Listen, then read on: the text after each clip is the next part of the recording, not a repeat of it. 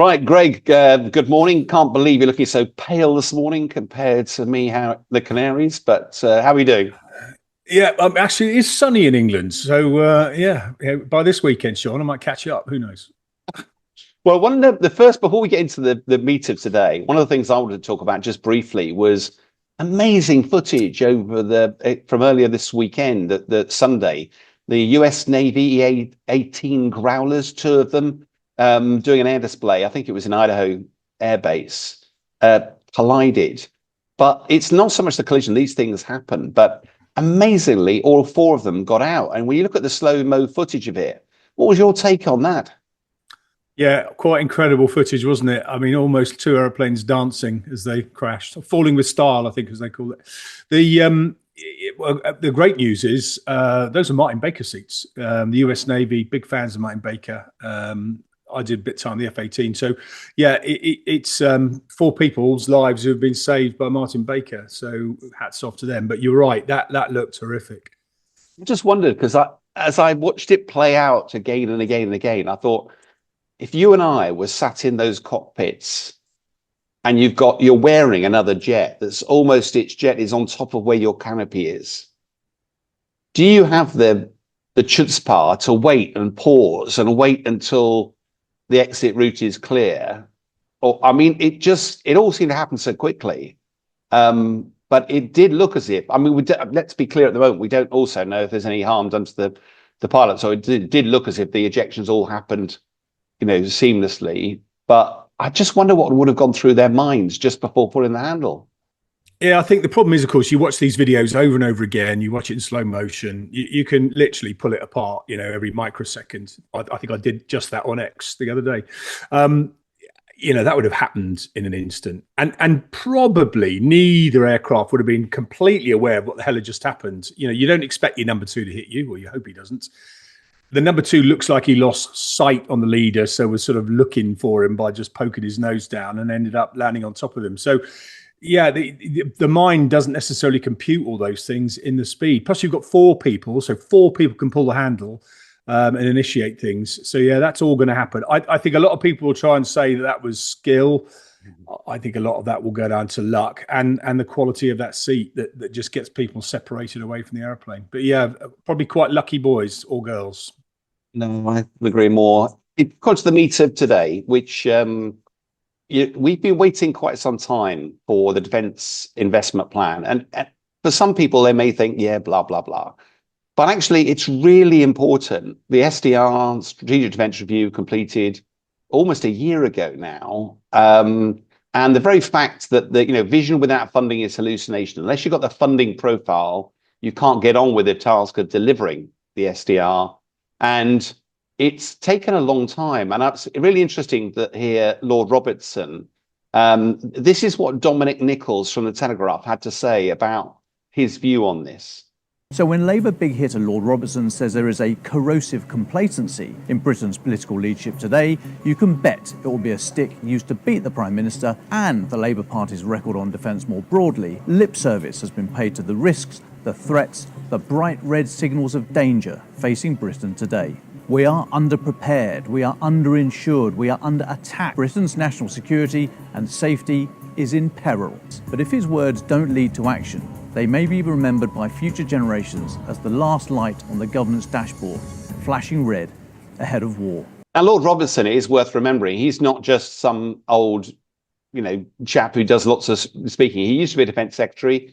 He was the Sec Gen of NATO, and he was also one of the authors of the Defence Review. So what he says matters. Why do you think, in big handfuls, we're going to go into it, why is the DIP not being published? Why? Because the Defence Review did seem to be well accepted by the government, yet it doesn't seem to have done anything with it.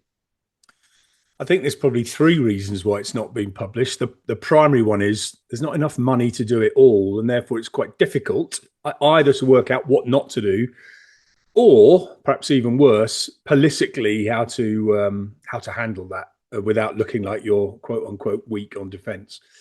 Second reason is there are some big gaps and there are some big changes proposed in the SDR. It's not a steady as she goes, add a couple of percent, it is genuinely, in theory, a transformative change. And of course, we've had two new characters, CDS and the National Armaments Director, who are now well and truly embedded, but at the time, late last year, they were very new to the job. So I think it's probably largely political and largely money based, but there's quite a lot of reasons why this has been delayed. Also, you and I have been veterans of many defence reviews over the time. They're never easy. They're always got money at their heart. But it does feel this one is because the world has changed. This wasn't just because, there's lots of spears being thrown and saying, oh, there's been decades of underinvestment in defence. But I'm a taxpayer, you're a taxpayer. You should, defence is an insurance policy and against an uncertain world. And for the last 35 years, we've enjoyed the peace dividend. Now, whether it's right or wrong, the fact is that we have saved a lot of money. The world has changed now, though, hasn't it? And, a bit of context, I think, is useful here. You and I were veterans of this sort of wars of choice. Why is that different now? Why is this more about wars of national survival? And how does that hint at what capabilities we don't have? Yeah, I think, what's a good analogy? If you're living in a house and you have to pay for insurance for fire, and you live in the middle of a field and fires don't happen, you take the cheapest policy you can find. When you're living in a forest that's on fire, you suddenly scrabble looking for an insurance policy that's even going to take you on. So we are now in that forest on fire moment, and we need to think about the threat right in front of us. I can still remember when we didn't do defence reviews because we knew what the threat was. We knew what our requirement was to meet it, plus or minus, and we just got on with it. It was only after the Cold War that we suddenly started doing these reviews. And I don't know if it's a British thing. We seem to lurch, don't we, from one crisis to the next in the UK.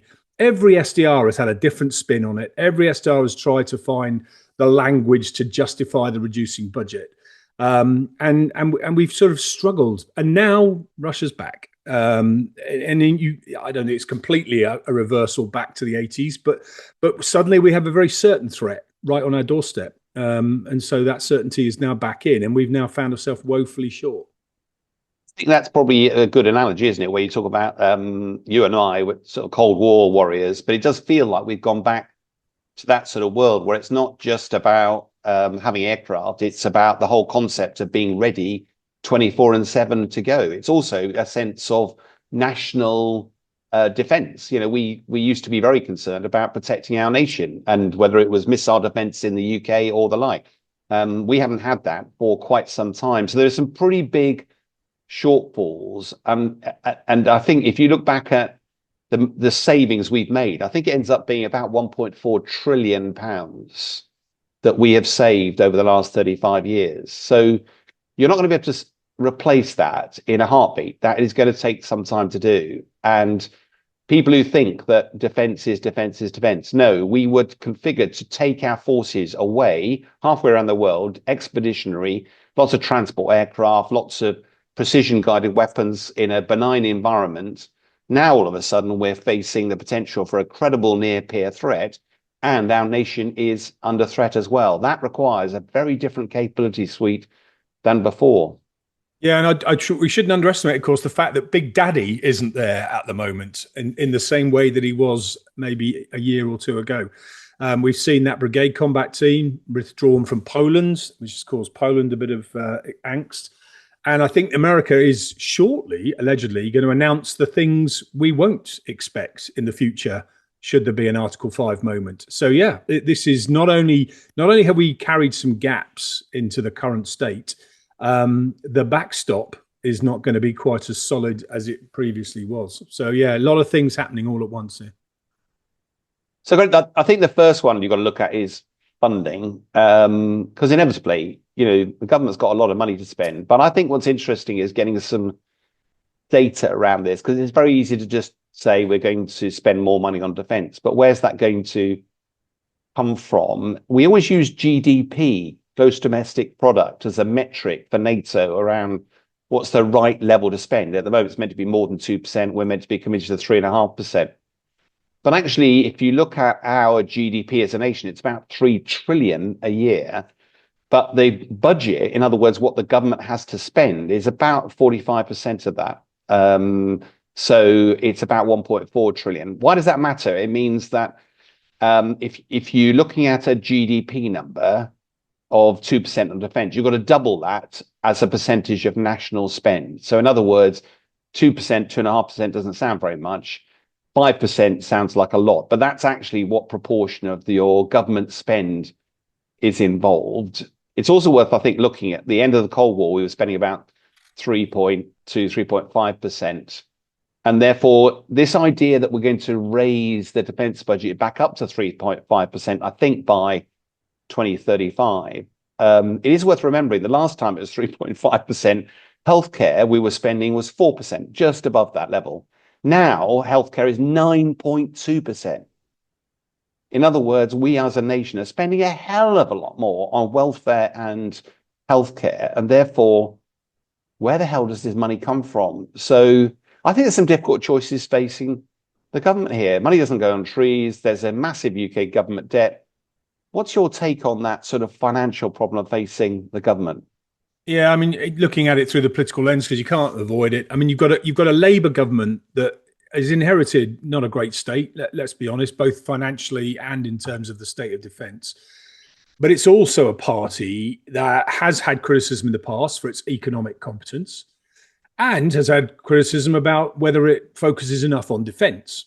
I think the Labour team are absolutely trying to focus on defence, but they're also trying to look like good guardians of the economy. And you can't square those two things off. And we're in a state at the moment where it's just one thing after another. So, you know, just when they thought they might be coming out of the doldrums, the Iran war comes in, and then we've got energy prices going up. So, yeah, it is a really difficult conundrum. So it's no new money and that's the other problem is your 2% of GDP is only worth what your GDP is worth. So if your GDP is not going up, then that's not helpful. But yeah, the obvious places to go looking are areas like health and welfare. Health is difficult, you know, that's not something Labour will find easy to do, and they want to try and fix that. And that's probably been underinvested in some areas. It certainly needs some transformation.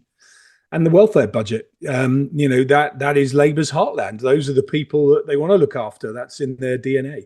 So, yeah, this is a very difficult political problem, all brought about by really the state of our finances. And it would be great if defence was at least in a good state. We could maybe tinker in the margins, but it's not in a good state. It needs genuine reinvestment, and there's the challenge.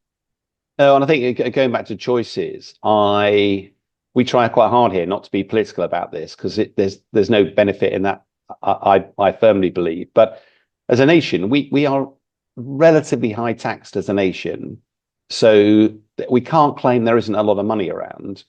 It's around priorities. And when you look at healthcare, for example, you know, the system we've had stood us well for many years since Bevan and the like. But is it time for a rethink on how we fund nations' capabilities? Because if defending the nation is the number one priority, then turning around and going, well, the welfare budget's too big or the healthcare budget's too big, doesn't feel to me to be a credible option. And I think one of the other things that it's worth putting some analysis behind is that I was looking at the government debt. You know, you and I'm lucky, I don't have loans these days, but, you know, we have a mortgage or whatever. The level of debt can be quite, you know, difficult. And the UK government debt is now nearly 100% of GDP. In other words, nearly double what its revenues are each year. And that means that with the 4% or so rate of interest, we're spending over 8% of our national income purely servicing the debt. Now, that doesn't seem to me to be a great place to sit. Now, there's all sorts of reasons behind that, but therefore borrowing more money almost certainly is folly, because you'd have to be borrowing it for the next 20 years. And that's going to make a bad situation a hell of a lot worse. So I don't think borrowing the money is the right idea either. Well, it probably isn't. I mean, but there are other ways, perhaps, and this is where they're talking about these defence bonds or defence banks, you know, finding another source of the cash, because our fiscal rules at the moment sort of stop us borrowing. Actually, when you put it in the perspective of individuals, you know, 8% borrowing, you know, if you're young, you know, recently married and taking out a mortgage, you'll be borrowing a shed load more than 8%. But you do that because you want to put a roof over your heads. Well, defence, if you like, is the roof over our heads. And I think there is a fundamental question here about what you should be spending on as a priority. I think Richard Barron's was on the TV just yesterday, I think, saying, look, it's no point crying over welfare spending if your cities are in ruins and you're all sat in the dirt. And that's a very good point. But of course, trying to get the nation to see those two things at the same time is impossible. Ukraine is a million miles away to some people, and the state that Ukraine is in. And unfortunately, it does take a wake-up call, which, of course, you and I know will be too late. So yeah, there's a massive challenge here to both shift politically and get that money freed up, but also to shift the mindset of the population to recognise that is something worth paying for, and that there is some pain, therefore, in doing so, either by more taxes, but as you rightly said, we're already taxed pretty highly, or by not spending it on something else. And that is the question. There's also the double whammy at the moment is that nuclear deterrent. When I was in the main building, the one area of defence which never gets underfunded is nuclear, because you can't afford to cut corners, understandably so. And we routinely, I think, spend about 12% of our defence budget looking after our nuclear deterrent, continuous at sea deterrent, our submarine force Vanguard. But of course, that's in the process of being switched for Dreadnought at the moment. So we're spending a hell of a lot of money as well as routine money trying to develop that new program, which I understand is another 12%. So nuclear is actually consuming quite a lot of the annual defence budget at the moment, and it will continue to do so until Dreadnought is in place. And then you've got to wind down the old and pay for the cost of decommissioning. So I'm not suggesting 1 minute we walk away from nuclear, but it is interesting that the one capability which we hope we'll never use is actually also a fearsomely large proportion of our defence budget. And I understand the defence enterprise, because obviously there's lots of people doing the work around this. It's a third of the budget total taken that way. So I do think there's not that much flexibility, and ultimately my own view is that I think we potentially need to be looking at taxes. The problem, I know, if you look historically of increasing taxes, is that there's a level at which if you raise the taxes, you actually get a smaller revenue in, because people just find ways to avoid paying it. So that's a retrograde step. And the other one is just to rejig our priorities as a nation, however uncomfortable that may be.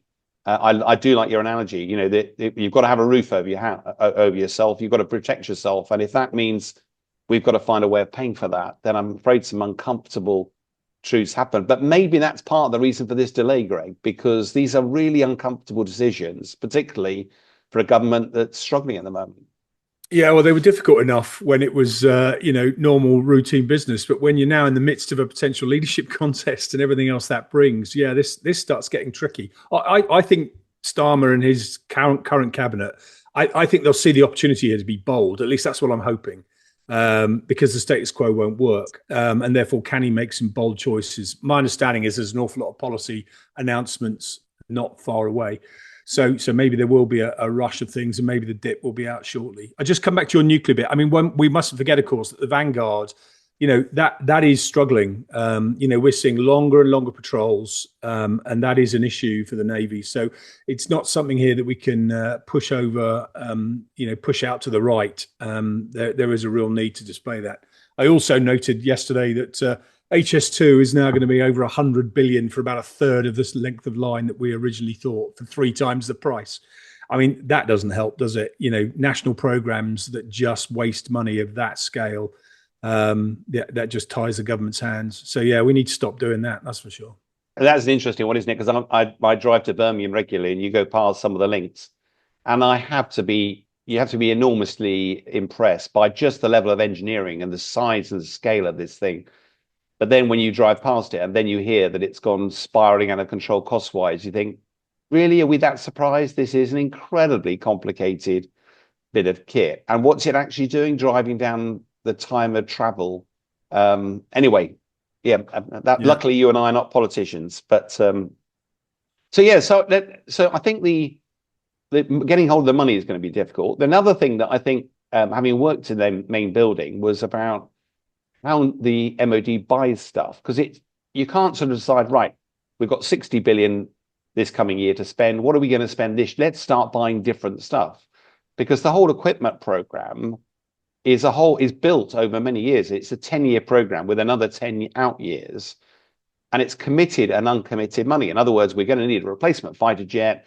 We need to build up, invest more and more money in it over the next few years. Then we're going to have a procurement phase. Then we're going to ramp down. That creates a profile, and you overlay that on tanks, on airplanes, on ships, on satellites, and that effectively consumes up your defense budget. So there's no flexibility on the sort of first few years of that. And if you wanted flexibility, you just have to cancel the programs. But if you cancel the programs, often they cost just as much to cancel as they get new money. So it's not going to be easy in those first few years unless you find new money to be flexible. I don't know what, your take on that. Yeah, I used to use this analogy, and it sort of works. It's only crude. I mean, you can roughly divide the defense budget into thirds.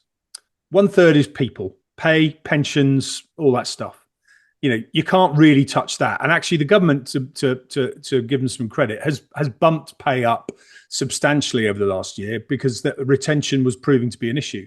So that had to be done. Well, that comes out of the defense vote. So, it's great news for defense or the people in it, but that takes money out of the budget, and the government doesn't give them extra money for that.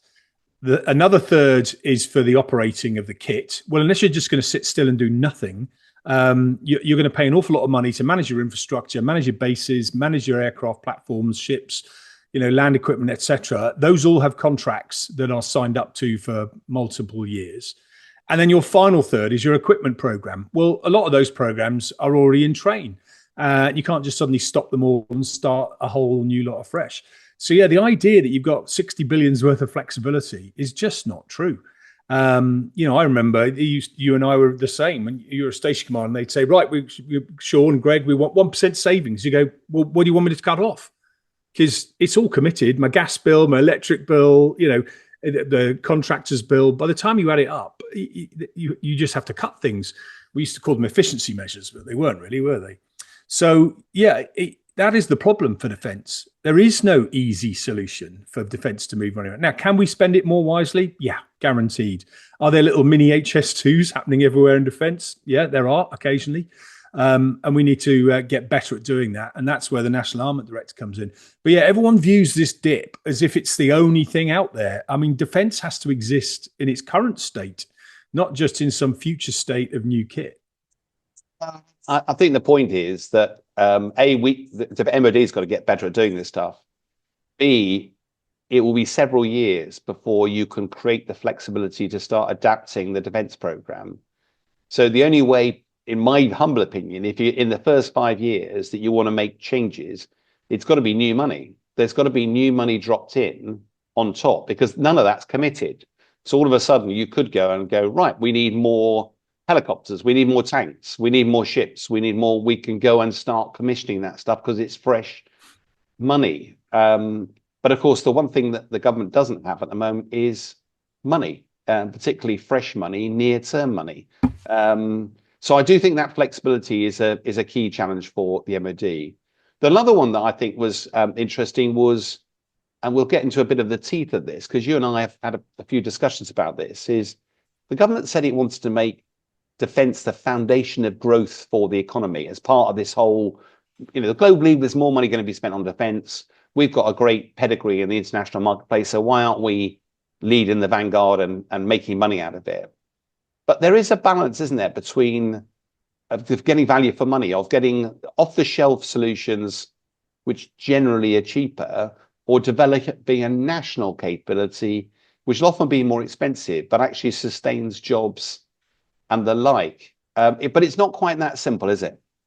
No, this is always wrapped up in the sovereignty word, which can mean a multitude of things. One thing about sovereignty is your ability to control or have total visibility of and control of. So, if you're buying an American weapon with American supply chain, you obviously get concerned about what America might do to turn that off. If it's a British supply chain made in British factories, then one imagines that you should be a little bit more secure. So there's that side of it. The other side of it, and it's the one that Labour are pushing quite heavily, and we've talked about this engine for growth.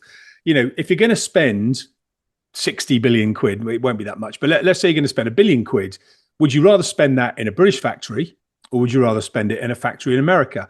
Now, if you spend it on a factory in America and it's an American company, you ain't going to see a penny of that back into your economy. That'll be swallowed up into America. If you spend it in the UK, even if it's an American firm, you're going to see some of that money come back into the economy through salaries, through investment in the local area, whatever it might be. If you spend it on a British firm on British soil, you're going to see an awful lot of that money come back, either through the stock market or through investors, making money who will then reinvest it elsewhere. A little bit of trickle down economics in there, but actually, I think what John Healy said yesterday, he wants every pound spent in the UK to be spent twice. It is what he's trying to get at. And of course, it's good for jobs. It's good for employment in the local areas. The unions will be happy, obviously. So you can absolutely see why that's coming in. And between you and me, if all things were equal and you had a British option and an American option, they were the same price and the same capability. It's a no-brainer, isn't it? You'd presumably and obviously buy British, unless the American deal came with all sorts of extras and bells and whistles. But that's rarely the case. And so there's a question mark about how much more do you spend on a British solution or a sovereign solution to see that money come into the economy, but not necessarily give defence the capability it could have had. It's also about the motivations here, because I remember it was probably a hypothetical, but defence wanted a submarine. A UK firm was charging 100 million for that submarine. French firm was charging 70 million for the submarine. So the MOD goes, right, I'll buy the 70 million one from France. Government goes, no. We want to create British jobs. So you've got to, MOD, buy the more expensive submarine in the UK. Now, there is an economic model that says every pound you spend in the UK, you get something like 43, 44 pence back because of taxes, of local employment and the like. So for the government, spending 100 million on a submarine probably actually gets nearly half that money back again. So it is the cheapest option and it creates jobs in the UK. The trouble is the MOD doesn't benefit from that.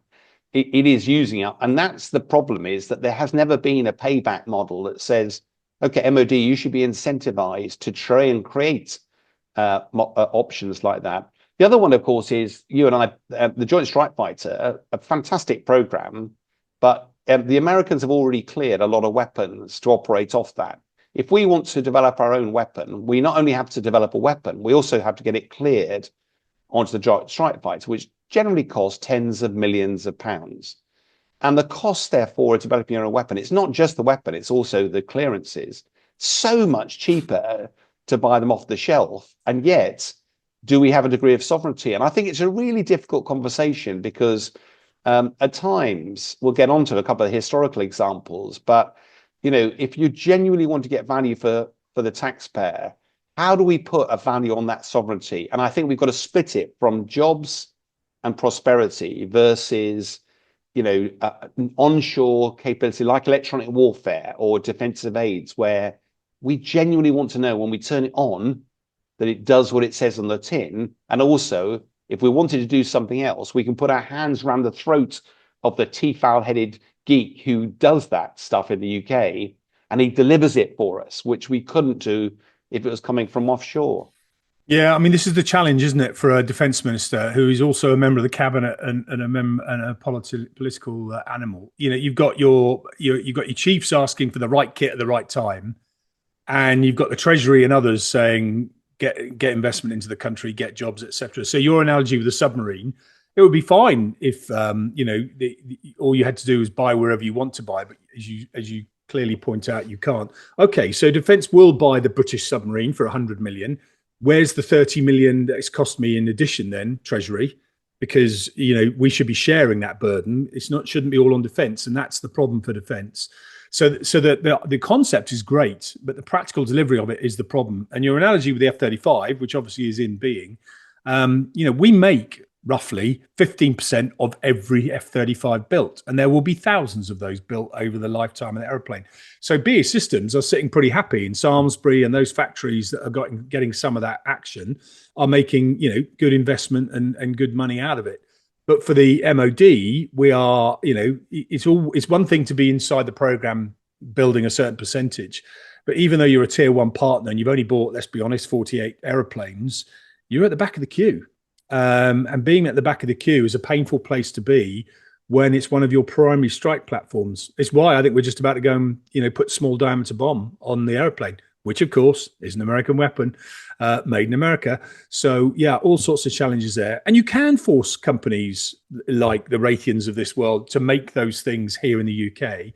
But imagine the premium you're going to pay for them to build a factory, train the people, et cetera, et cetera. So everywhere you turn, these ideas cost you more money in the medium to longer term.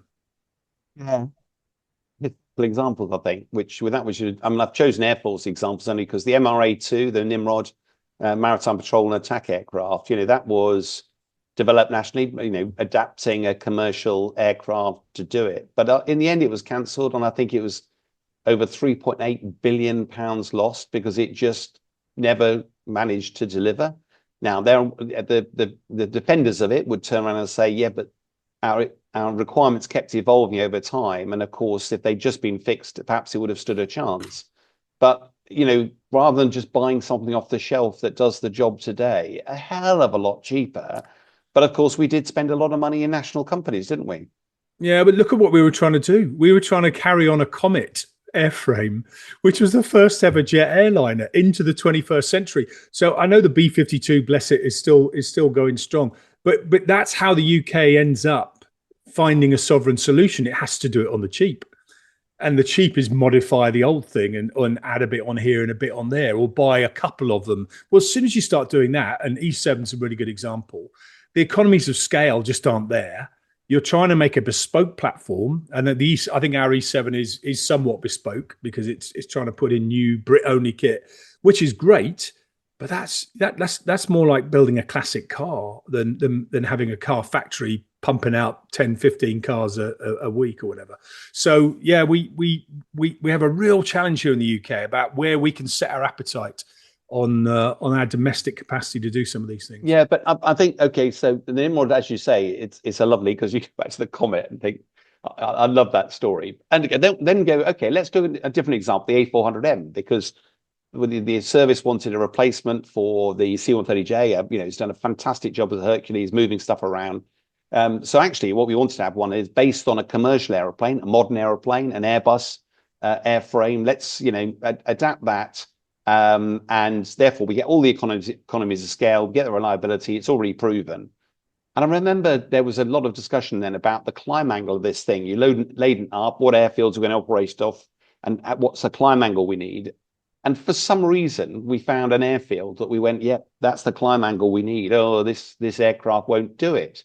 So we ended up, right, we need more powerful engines on this thing. That meant that we had to bolster the wing and make that stronger.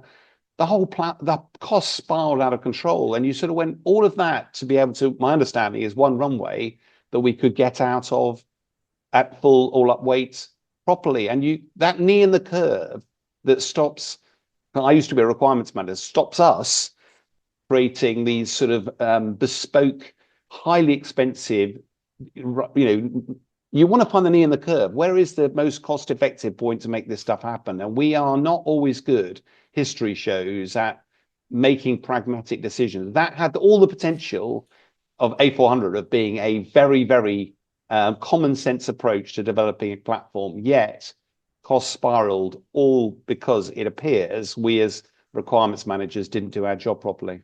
Yeah, America had a similar challenge with the KC-46 tanker. You think you're using a commercial airliner with some bits added on. It's never that straightforward. I think all these programs come good or good enough in the end. A400 is working really well. KC-46 allegedly is now working pretty well. It's that 10-year hiatus when you're struggling to get it working, having already retired the old platform, because funny old thing, you've got to save money. You can't ride two horses. And that is the challenge in defense world. In the good old days, we used to have two types. If one went down, the other one carried the weight until the other one was ready. We've thinned it out to the point now where we just can't do it. We're seeking perfection, but we just haven't got the money to manage that period of development and teething issues. The one that's quite topical, I think, at the moment as well. So replacement programs, if you genuinely want to create national programs, because you create jobs and the like. Iralis was an interesting one, wasn't it? Because they were trying to generate the next generation of Hawk training aircraft. You and I both did our Well, you ejected out of one, didn't you? But we're both pretty old in the tooth now, and Hawk wasn't new when you and I were flying it. So it's been around for a long time. What's the next generation of training aircraft going to look like? And Aralis was trying to generate a national solution to that challenge that also could be flown by the Red Arrows and. We heard earlier this week that Aralis has folded, and there's lots of reasons. One of the reasons they claim is that the delay in the defence investment plan, because there's no money flowing, and therefore how can small companies like this survive? I do think there's interesting when you pull back the layers of this, though. There's a little bit more to this, isn't there? First of all, they didn't have an aircraft. It was all vaporware, lots of ideas. But as a principle, it does feel that we should be finding ways to back these sorts of ideas, and we've not been successful at doing that. Yeah, this gets us super emotive as well, doesn't it? Because we've got the Red Arrows involved in this. And the Hawks that you and I flew, the only place they're flying now is literally with the Red Arrows. And the Hawk story is an incredible success story. And you could argue that that's why all the competitors have got so much better, because they've found solutions that can compete and beat the Hawk. And BAE Systems, had an attempt with the Mark II and a variety of other marks. And that has been the issue. We've tried to get a quart out of a pint pot. We've shoved in all the avionics into an old Hawk airframe, and the airplane can't cope. And that's why the T Mark II has its issues, either with the engine or with its cooling. So we're now looking at alternative. It would be fantastic, wouldn't it, if a great British startup company made the new Hawk, and it was a great concept, modular, although it frightened the hell out of me by plugging away, treating it like a piece of Lego. But if that could have been the answer, then it would have been, a British aircraft flown by the Red Arrows, blah, blah, blah, exports all around the world. The problem was there isn't one. It's on a piece of paper, and the competitors are already flying. And there's your issue. To what extent does sovereignty trump the fact that you already have solutions out there that are a good price? And I don't know what Aralis would have turned out to be, and I've no idea what the export model would have worked out as. And yes, they had their backers. I think it was Qatari money. And clearly those backers had decided to pitch in for a year or two, see how things went. And they obviously don't like the smell of what's happening. And I don't think it's the dip. I think it was now down at the bottom of the queue, and the least likely platform to be chosen because of the urgency. So the backers pulled out. It's as simple as that. They're investors. They want a return on their money. Mind you, I also understand that because of the Iran war, that a lot of Gulf countries have pulled investment on virtually everything at the moment, because they've gone, hang on a minute, first priority is we've got to, repair all of our infrastructure and then work out where we go from here in terms of defense. So pulling the plug there, I think Aralis had looked at a French model to try to you couldn't just, the only thing is not the dip being delayed, but it was interesting. I just found it philosophically interesting that, as a former QFI flying instructor, a product of the Central Flying School, there are some bits of this that we have a very strong international pedigree, and therefore having the ability to have something like a national aircraft would have appeared to be great news. But I do think it feels like one of those Swiss cheeses. There's just been alignment of just lots of bad news that it hasn't worked. But it does mean we'll get something probably off the shelf. And again, that feels like it's an erosion. You're not going to make defence the foundation of growth unless you make some bold decisions. And that was a bold decision that it felt like had some merit. Yeah, and look, there's a few people that go off beam with this as well. The idea that the Red Arrows is a Hawk sales team is a bit of a stretch. I mean, you could argue that 20, 30 years ago, and we were selling Hawk around the world. So maybe there's some truth in that at the time. But the idea that if we chose Aralis, that the Red Arrows would then see sales go up, most nations have already chosen their new jet trainer. And so it would be really, and Aralis had a really niche concept that you could convert it into a bit of a light strike fighter, a bit of a reconnaissance platform by changing its modules, etc. But we've been around that boy, and UAVs are picking up a lot of those tasks that these slower, lighter aircraft perhaps could have filled a niche role. So yeah, I'm afraid Aralis, 20 years ago was ahead of its time. Now it looks like it's probably lost its opportunity, and because of the time frame, there are other competitors out there now. I do wonder, I mean, we won't have time for it today, but when you look at national versus onshore versus, are we about building ships, tanks, and aeroplanes, or are we actually focused on niche capabilities that, because you and I both know it's not the aircraft that wins battles, it's all of these little clever electronic stuff inside that you turn on, that you don't necessarily get the full capability until you actually go to war, and then somebody squirts new software into the jet and your aircraft does all sorts of really sexy things to protect itself. But again, even those, I'm looking at the E-scan radar, for Typhoon, the Captor radar, this electronically scanned radar. It didn't come with one of those. It came with a manually scanned radar, but everybody has an electronic scan radar these days. But when you look at the costs of it today, I think we're having 40 aircraft that were modified with it.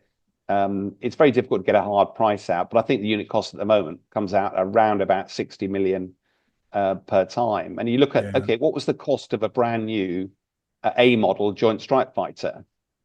Well, it's not that far away from that. And it comes with an E-scan radar out of the box. Yeah. And arguably, probably a better E-scan radar than we've got. I've lived that program since I was serving way back when. And yeah, that is something that does sort of, you sort of suck your teeth a little bit when you hear about it. I think we've also talked a lot about platforms here. And I think there's a time when the UK needs to say to itself, look, we can't build every platform. We can build some of them, maybe. GCAP's a good example, as that maybe the next great hope. But actually, it's all that extra stuff. It's the EW, it's the radars, it's the technology, it's the uncrewed systems. And so the UK needs to think maybe slightly less ambitious than it hasn't done in the past. It's slightly overly focused on the platform. And you won't have heard this because of where you're sat right now. But Gwen Jenkins yesterday at a naval conference said the Navy's no longer going to buy bigger and more expensive ships. We're going the other way. Now, that will have been a death knell to shipyards and steel workers, but that is probably the right answer. Now, whether he's completely right and it's a complete shift the other way, like Ukraine examples, or whether there's a blend. But I think we are going to see ourselves moving away from more and more expensive platforms and thinking through how we deliver this in a different way, which again is what the STR's got to deal with. So yeah, huge challenges out there, but there is this great hope of a new way of fighting. My slight worry is that we grab for that new way of fighting too desperately because we don't have the money to build back what we were doing. So there is a tendency here to just grab the idea and then it turns out not to be 100% right. So yeah, we have to be very careful here. No, and there's so much more we get into of this, not least of which, where does Tempest sit in all of this? What would be your priorities if you were king for the day, given that what we just talked through, we've got it stockpile's got to get restocked. Where do you focus that energy? And is it the small, medium-sized enterprise? Is it technology? Is it innovation? Is that the actual areas where you want to?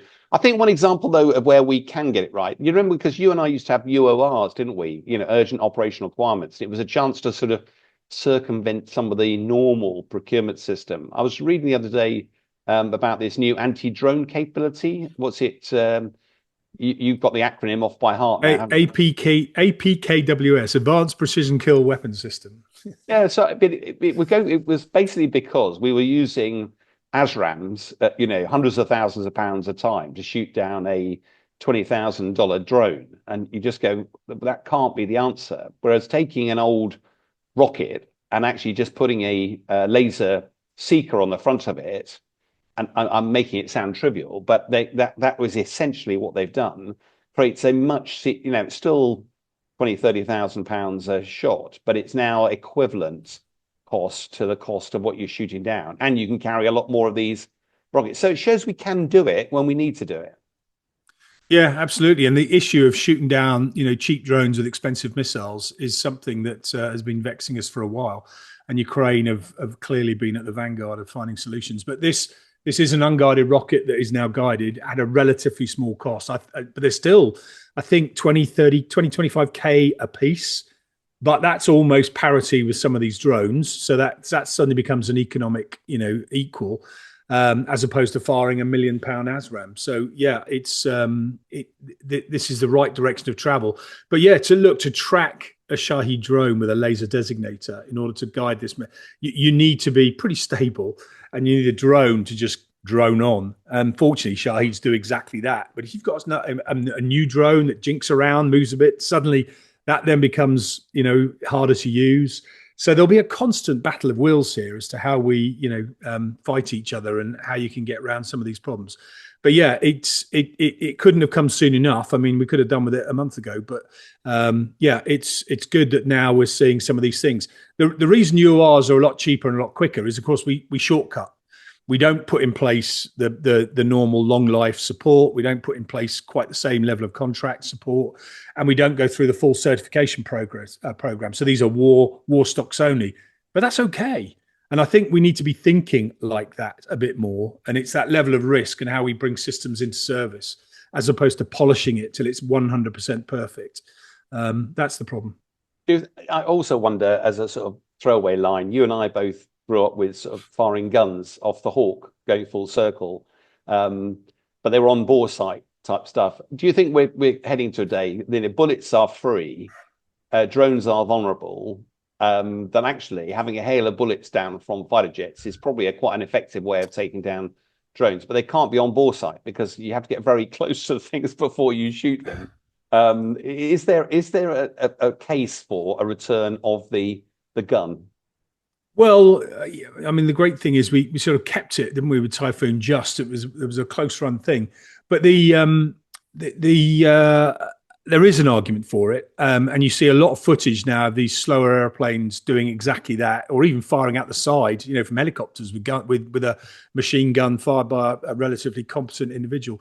So we are seeing new ways of doing this with drones flying at 200 knots. You can do that type of thing, but we need to remember: you bring up the point that the drone will go bang in front of you, so you need to think about that bit. Otherwise, you're taking out even more than the missile. And not every bullet hits. So where are the other bullets going? And if you're firing over NATO territory, as an example, are you expecting the pilot to clear everything underneath him to make sure that you're not damaging something else? So yeah, lots of issues there. Not as simple as people make out. No, but it is lovely seeing sometimes this whole cycle that goes full circle, and we're back to the basics with a bit of tracer. It's what they used in World War II. Walk the bullets on. But yeah. Great. Thanks for that, Greg. Yeah, cheers, Sean. Bye.